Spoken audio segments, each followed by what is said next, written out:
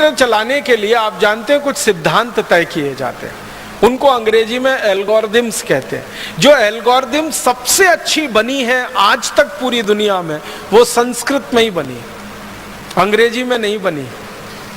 आपको सुनकर हैरानी होगी, दुनिया में कंप्यूटर चलाने वाली सबसे अच्छी algorithm, best in the world, पूरी दुनिया में सबसे अच्छी एल्गोरिदम वो संस्कृत में तैयार हुई है।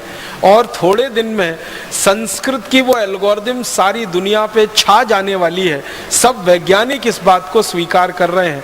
कारण जानते हैं क्या? वो कहते हैं कि इस भाषा में दो चीजें बहुत महत्व की हैं जो दूसरी भाषाओं में नहीं मिलती। पहली भाषा की जो विशेषता है संस्कृत की, वो ये कि इसका जो व्याकरण है वो एकदम पक्का है।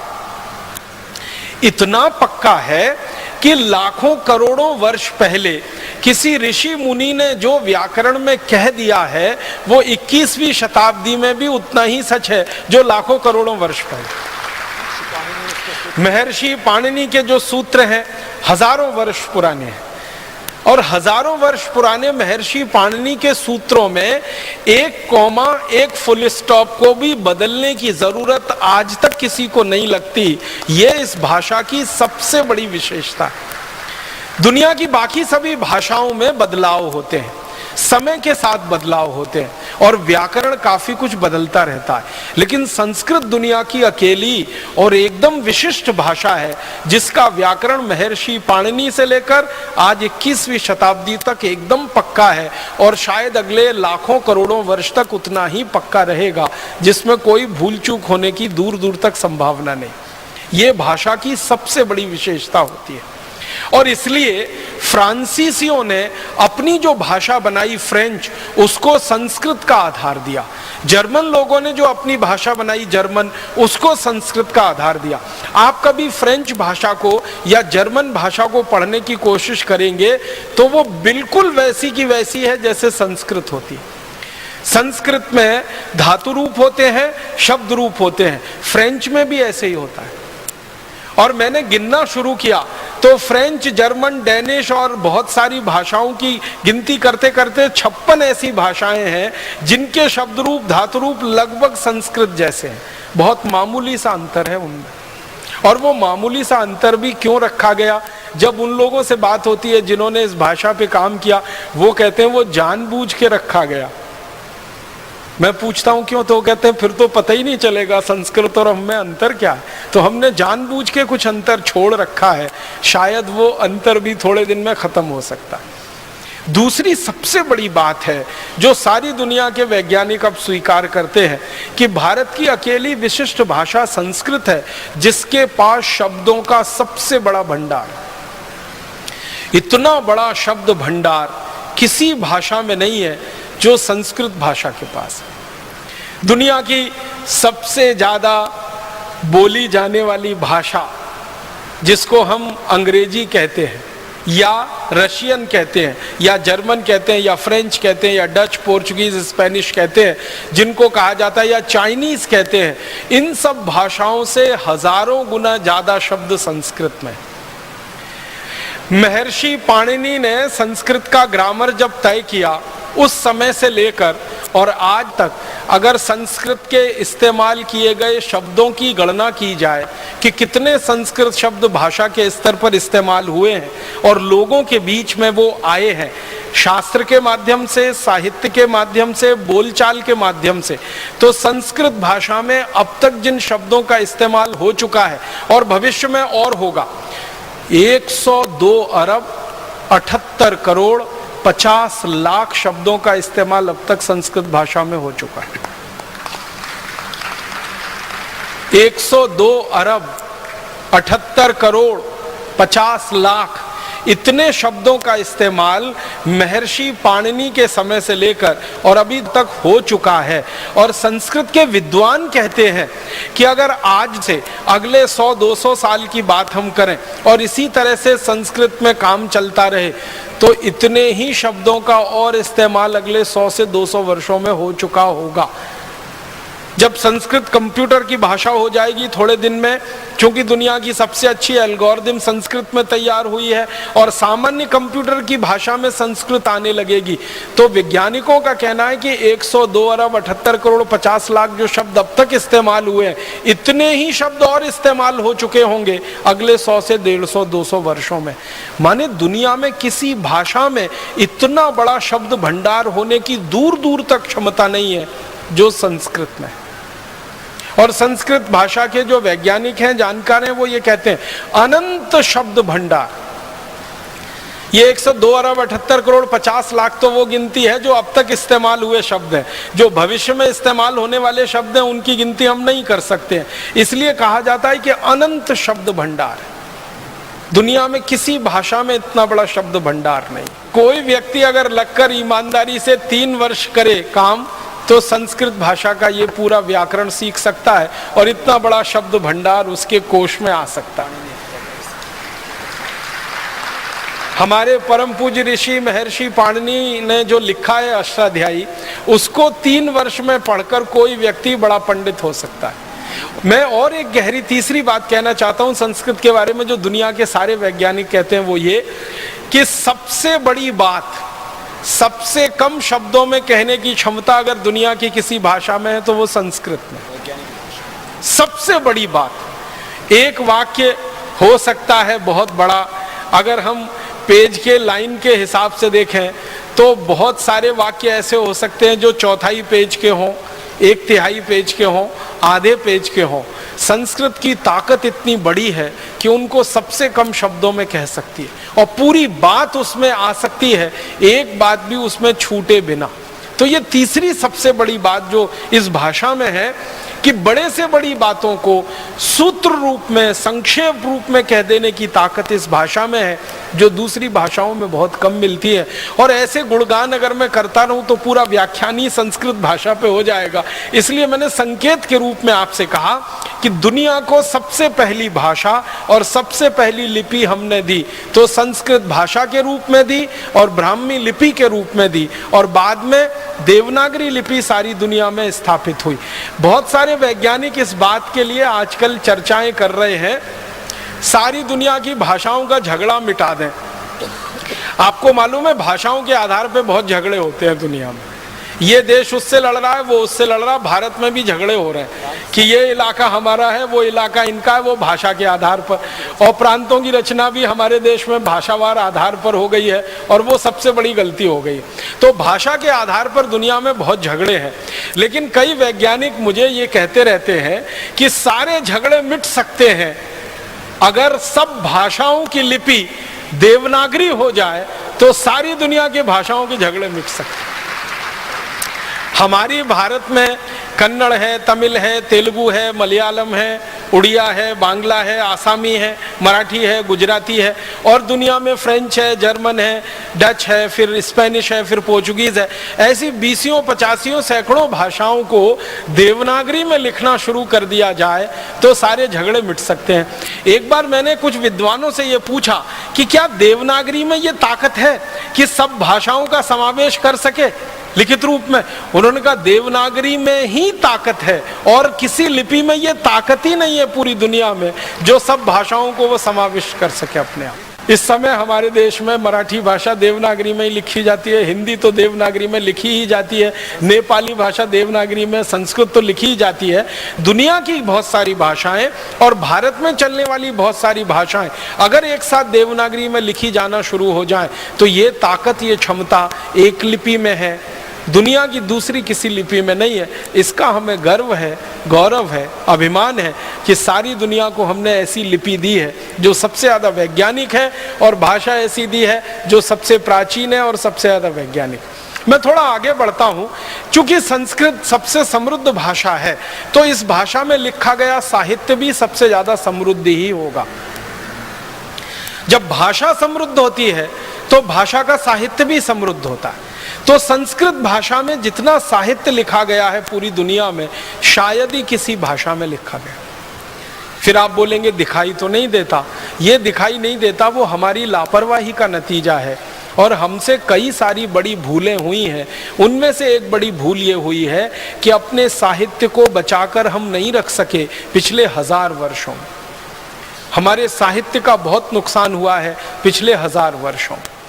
आपको शायद ये जानकर हैरानी होगी कि विदेशी लुटेरों ने जब से भारत में आना शुरू किया तो भारत की संपत्ति को ही नहीं लूटा, यहाँ के साहित्य को भी लूटा, क्योंकि ज्ञान उसमें भरा पड़ा है। तो हमसे साहित्य की साज संभाल नहीं हो पाई पिछले 1000 वर्षों में, वो काफी कुछ लुट गया। और कई विदेशी आक्रांता तो ऐसे आए जिन्होंने हमारे साहित्य को जला दिया। आपने सुना है तक्षशिला की कहानी? भारत की सबसे बड़ी पुस्तकालय की कितनी दुर्वस्था हुई थी कि उसको जला दिया गया था।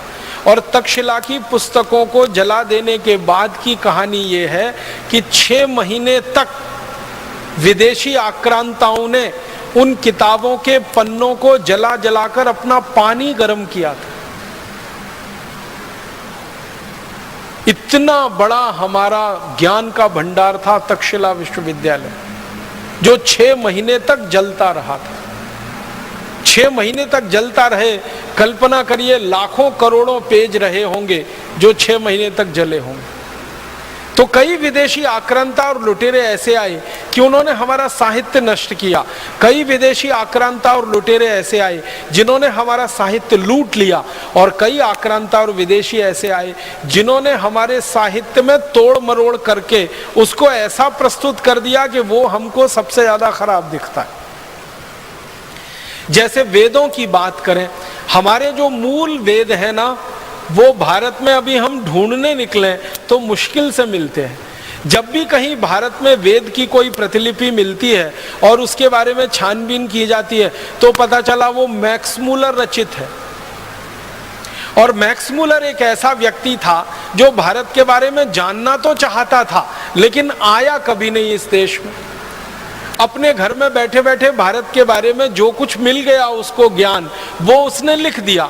वेदों को उसने पढ़ा पूरी रुचि से, संस्कृत सीखी उसके लिए, लेकिन बहुत सारी चीजें उसको समझ में नहीं आई वेदों में, तो उसको अपने तरीके से लिख मारा।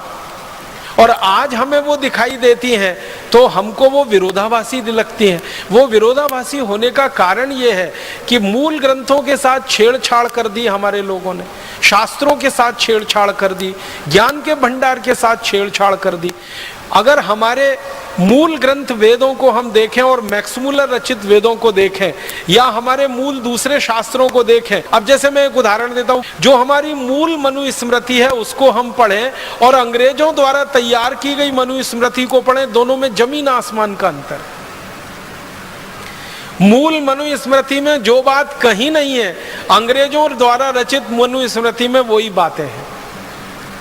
याज्ञवल्क संहिता में न्याय सिद्धांत के बारे में जो बातें हैं मूल ग्रंथों में, अंग्रेजों ने एक याज्ञवल्क संहिता तैयार की, उसमें बिल्कुल उल्टा लिखवा दिया। तो हमारे शास्त्रों की कई तरीके से तोड़ मरोड़ हुई। एक तो जलाया गया, लूटा गया, और उसके बाद जो साहित्य विदेशियों के हाथ में पड़ गया उसमें अपना दिमाग लगाकर खुराफातें बहुत की हैं उन्होंने, बहुत कुछ मिलावट कर दिया। और वो मिलावटी चीजों को आज कोट किया जाता है सारी दुनिया में।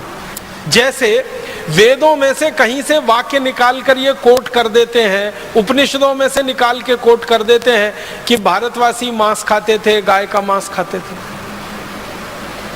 ऐसे कोटेशन हमारे यहाँ दे दिए जाते हैं और वेदों का कोई सूत्र या कोई श्लोक या उपनिषदों का कोई सूत्र या श्लोक उसके नीचे लिख दिया जाता है।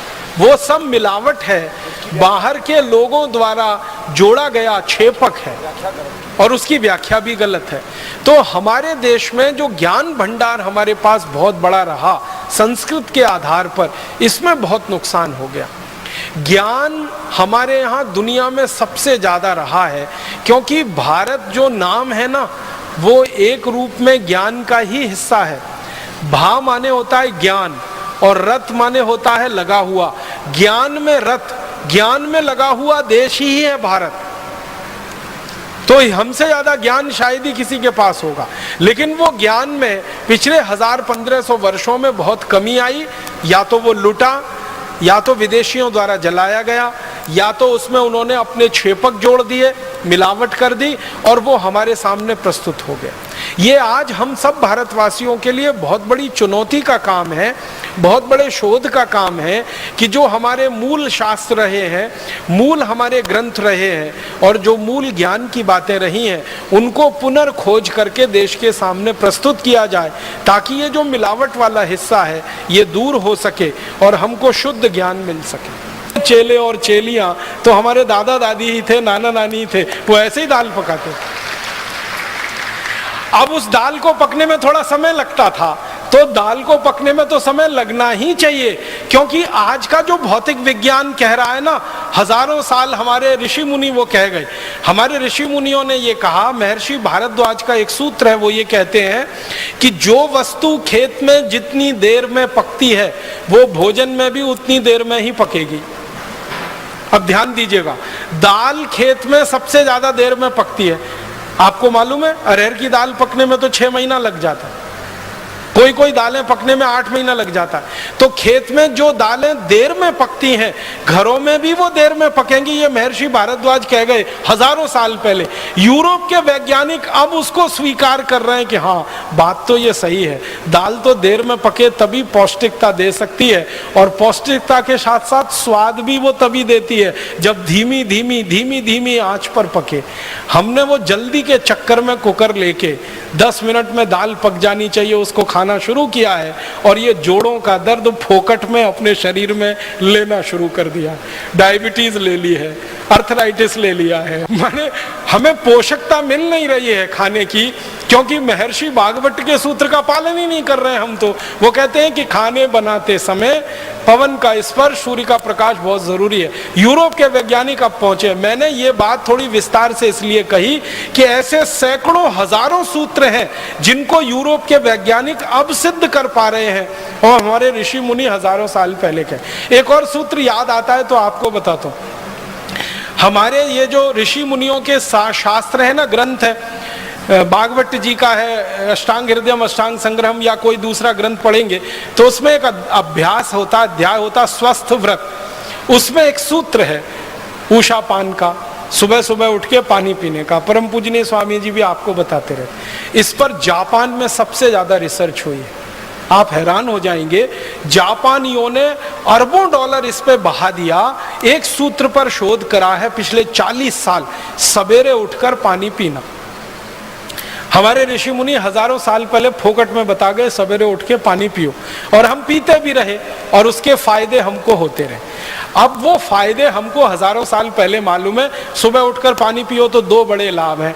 सबसे पहला लाभ है कि रात भर को मुंह की लार जो जमा हो गई वो अंदर गई, जो बहुत ज्यादा एल्केलाइन होती है। आप जानते हैं ये लार जो है ना क्षारीय होती है, और सुबह सुबह पेट में सबसे ज्यादा अम्ल तैयार होता है, तो सुबह की लार पेट में जानी ही चाहिए ताकि अम्ल को वो न्यूट्रलाइज करे।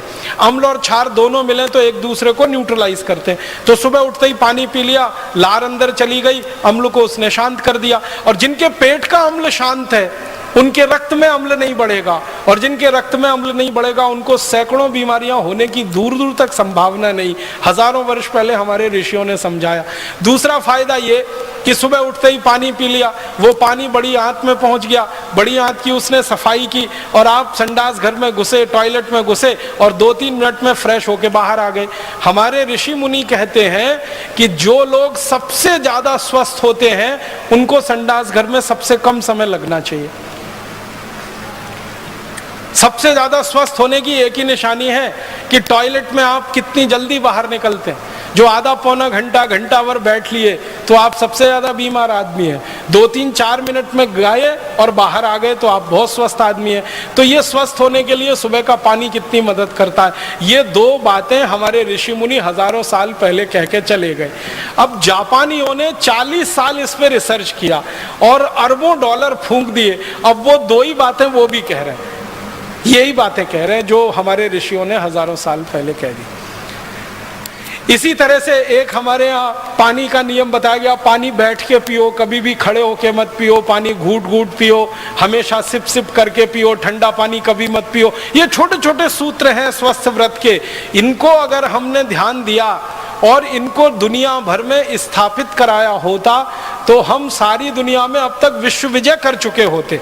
लेकिन हमारी समस्या क्या रही कि ये छोटे बातों को हमने माना ही नहीं कि कोई गहरी बात इसमें है।